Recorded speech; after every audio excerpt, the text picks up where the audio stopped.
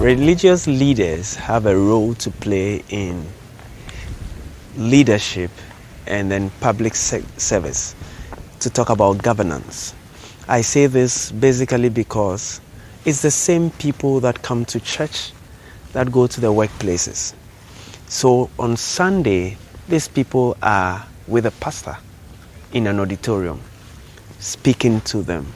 On Monday, those same people step out to the public space to work. So I think that it's just governance at the same places, but different is governance in the same instance, but different places to implement that governance. Having said that, Christian leaders therefore have a role to play in that, because they are in leadership, religious leaders that are in leadership, what we do is very important. If it will be said of Jeroboam that Israel walked in his sins, then I'm sure Israel walked in his sins because they saw what Jeroboam was doing. Paul later said that, imitate me as I imitate Christ.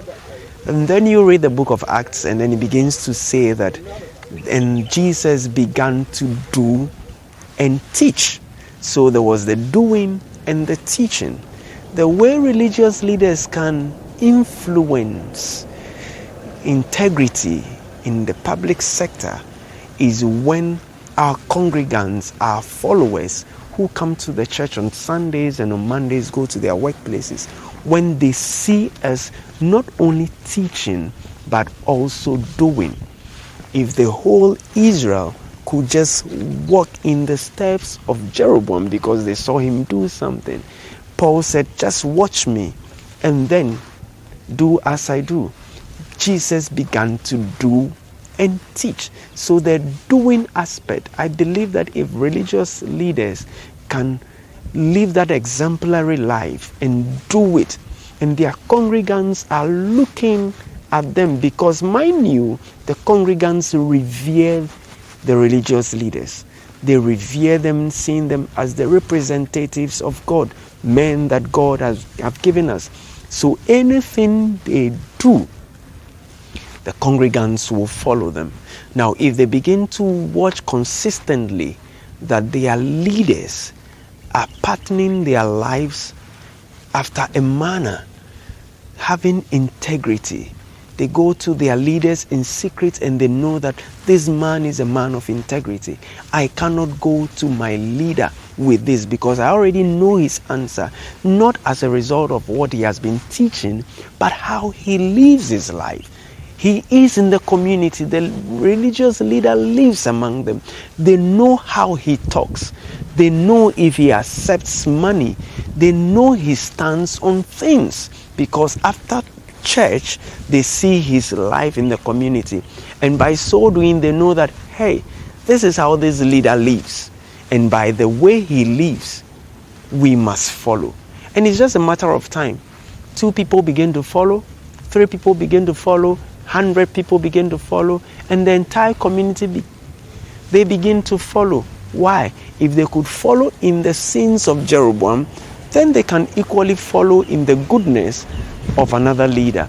So if our religious leaders can put up and show forth their integrity, not only in what they teach, but in how they lead their lives in the society, they could influence greatly how their followers also live their lives in the public sector.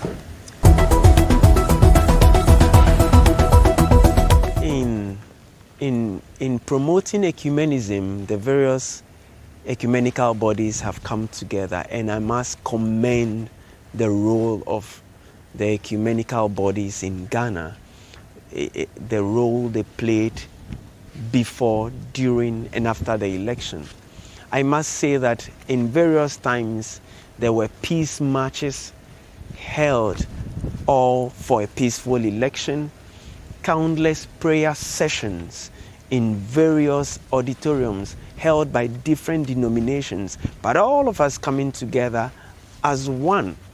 I remembered an instance where the Muslim leaders, the leaders of the Muslim community, together with the ecumenical bodies in the Volta region, came together on a peace march just to let them know that we are one.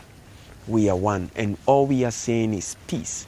And so I must commend their role before and during the election. And after the election, the role I believe that the ecumenical bodies can play is that we all know, because they are our leaders, anything they tell us we will do. We all know that to break down something is very easy. Destroying things is easy. But building is difficult. What is very difficult now is rebuilding something that has already existed. To be rebuilt is difficult. And so here we expect the ecumenical bodies to come in, because the expectations of the citizenry is high. They are expecting a lot from the new government. But they must come in and tell them that, hey, the new government is coming to rebuild.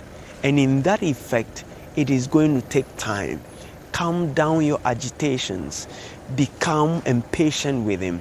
It's just been few days. It's just been few weeks. It's just been few months. And I believe that as the ecumenical bodies begin to bring us along, their congregants and their followers will also follow suit and calm down, because still the attentions in the country, everyone is expecting rapid change overnight, and the new government is expected to rebuild overnight. And therein, I think the new government needs the ecumenical bodies to calm their members who happen to be the citizens, that take it easy. He has come to rebuild, and rebuilding takes time.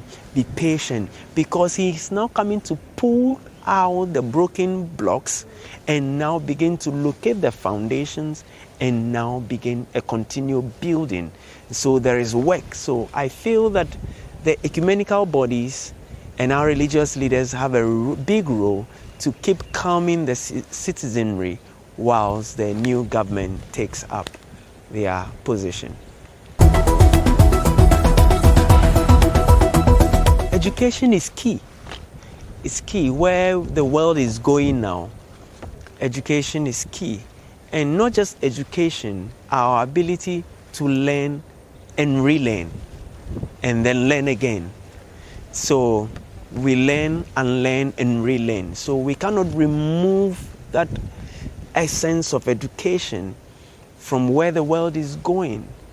For many people that schooled earlier on, it's difficult for them now to still accept that there are 8 planets instead of 9 planets, because they need to remove the old one and add a new one. And then the famous Cleopatra that we all know, recently was discovered that her father was actually not an Egyptian. That we all used to think that Cleopatra's father was an Egyptian, and then the mother. Now the mother is not even identified. So knowledge is evolving. By so doing, we need to restructure and re-strategize in order to help the young ones bridge the gap in the job market. In essence, what I'm saying is that back then, there were things that premium was not placed on, certain skills.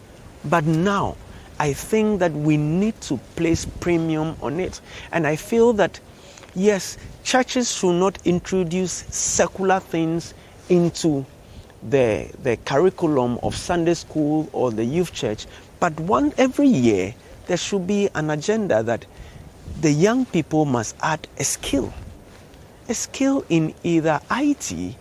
You learn software development, you learn Excel, you learn graphic design.